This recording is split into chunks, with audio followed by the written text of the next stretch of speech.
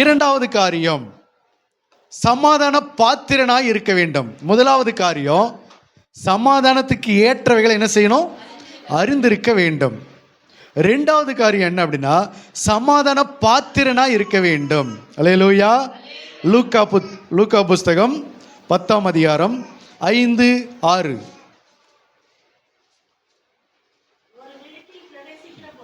ஒரு வீட்டில் பிரவேசிக்கிற போது அந்த வீட்டுக்கு சமாதானம் உண்டாவதாக என்று, அந்த வீட்டில் சமாதானம் உண்டாவதாக முதலாவது சொல்லுங்கள், முதலாவது சொல்லுங்கள். சமாதான பாத்திரன் அங்கே இருந்தால், சமாதான பாத்திரன் அங்கே இருந்தால், நீங்கள் கூறின சமாதானம் அவனிடத்தில் சேரும். அவர்களிடத்தில் சேரும். இல்லாதிருந்தால் அது உங்களிடத்திற்கு திரும்பி வரும். அது உங்ககிட்ட என்ன செய்யும்? திரும்பி வரும். இரண்டாவது காரியம் என்னது? சமாதான பாத்திரனாய் வாழ்வது. அல்லேலூயா. முதலாவது காரியம் என்னது? சமாதானத்துக்கு ஏற்றவைகள் எது என்று சொல்லி அறிந்திருப்பது. அது நம்ம எல்லாருக்கும் தெரிஞ்சிருக்கணும். என்னென்னலாம் செஞ்சால் சமாதானம் கிடைக்கும் அதை அறிந்திருக்க வேண்டும். ரெண்டாவது சாப்டர் என்ன அப்படின்னா, சமாதான பாத்திரனாய் நாம் என்ன செய்யணும்? வாழ வேண்டும். அல்லேலூயா. அதுதான் ஆண்டவர் சொல்றாரு, ஒரு வீட்டுக்குள்ளே நீங்கள் பிரவேசிக்கும் போது அந்த வீட்டுக்கு சமாதானம் உண்டாகுவதாக என்று சொல்லுங்கள். அந்த வீட்டுக்குள்ளே சமாதான பாத்திரன் அங்கே இருந்தால், யார் இருந்தால்? சமாதான பாத்திரவன் அங்கே இருந்தால், நீங்கள் கூறின சமாதானம் அவனிடத்தில் தங்கும்.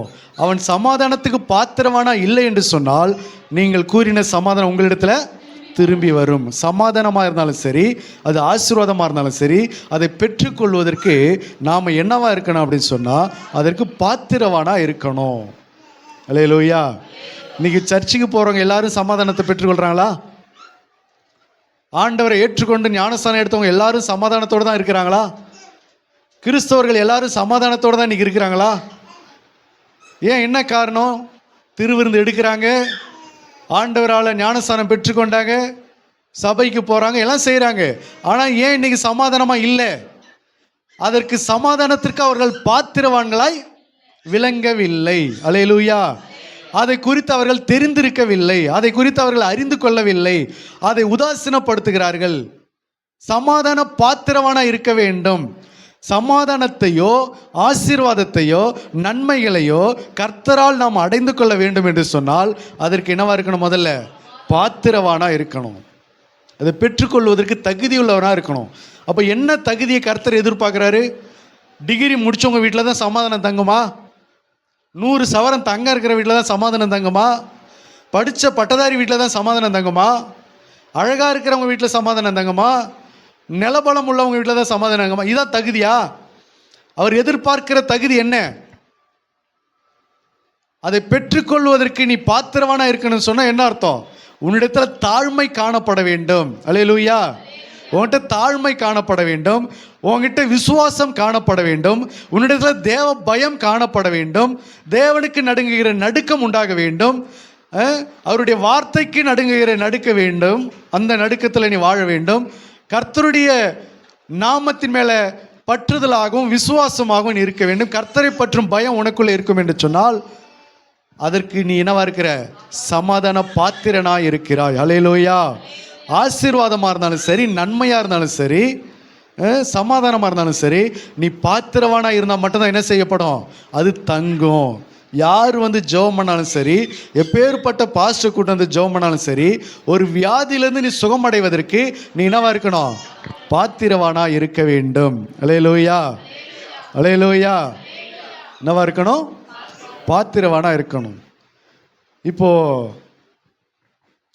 அவர் ஆண்டவராகிய இயேசு கிறிஸ்து பிரச்சனையின் அடிப்படையில் நம்மளை சுகமாக்குறவர் கிடையாது.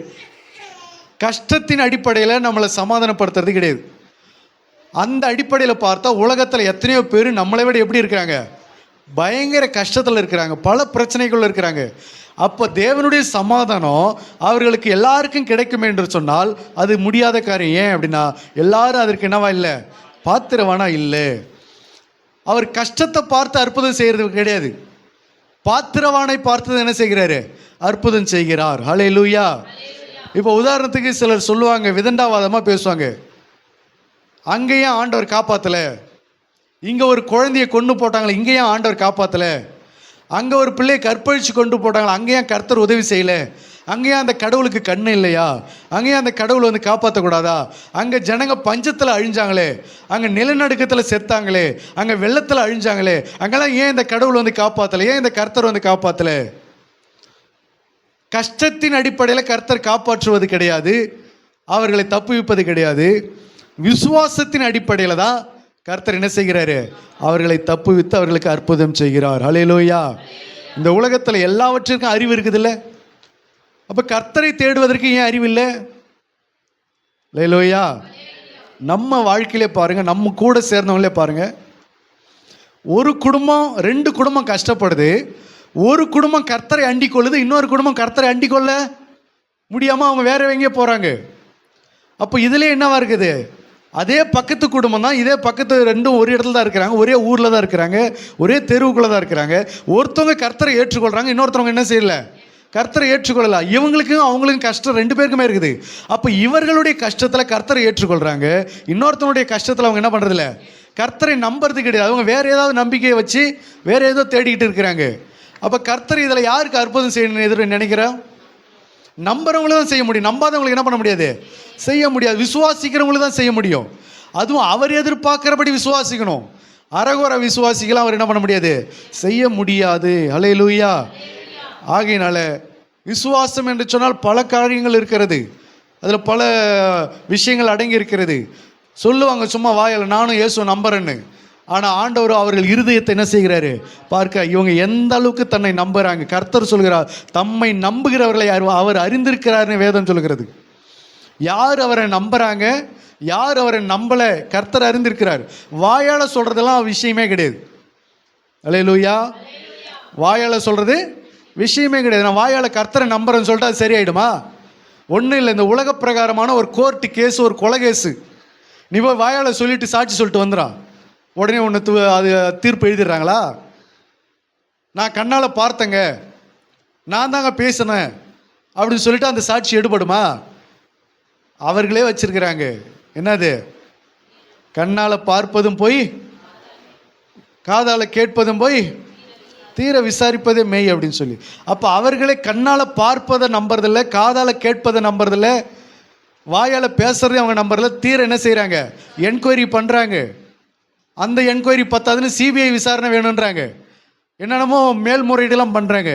அது எல்லாம் செய்தாலும் தான் கன்ஃபார்ம் ஆனதான் என்ன பண்ணுறாங்க, அந்த கேஸை அவங்க முடிக்கிறாங்க. அந்த மாதிரி மனிதனுடைய வழக்குகளில் இவ்வளோ பிரச்சனை இருக்கும்போது கர்த்தரை முன்னாடி நான் கர்த்தரை நம்புகிறேன், கர்த்தரை விசுவாசிக்கிறேன்னு சொல்லிட்டு அதை கர்த்தர் உடனே எடுத்துக்குவாரா? எடுத்துக்க மாட்டார். அவர் என்ன செய்கிறார்? உன் இருதயத்தை ஆராய்ந்து பார்க்கிறார். உண்மையிலே நீ கர்த்தரை நம்புறியா இல்லையா என்பது யாருக்கு தெரியும்? கர்த்தருக்கு தான் தெரியும். அல்லேலூயா.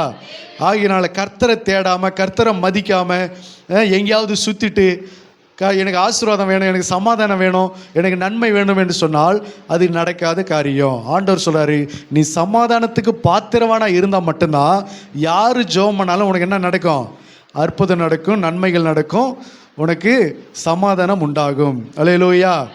நீ உன் இஷ்டப்படி சுற்றுவ, ஜெபம் பண்ண மாட்டே, சர்ச்சில் உட்கார மாட்டே, தேவனை தேட மாட்டே, பயப்பட மாட்டே, வேதத்தை எடுத்து பார்க்க மாட்டே, ஒரு நேரம் கூட ஆண்டவரை நினைக்க மாட்டேன், உன் இஷ்டத்துக்கு எல்லா பாவத்திலையும் சுற்றிட்டு வந்து எங்கள் குடும்பத்தில் ஒரே பிரச்சனையாக இருக்குது, நீங்கள் என்னங்க பண்ணுறது, என்னங்க பண்ணுறது, என்ன பண்ணுறது சொல்லுங்கள் பார்க்கும்.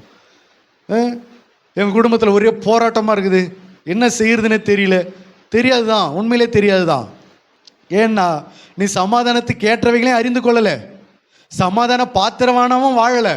அப்புறம் பிரச்சனை வரும்போது என்ன பண்ணுறதுன்னு தெரியாமல் தான் போகும்.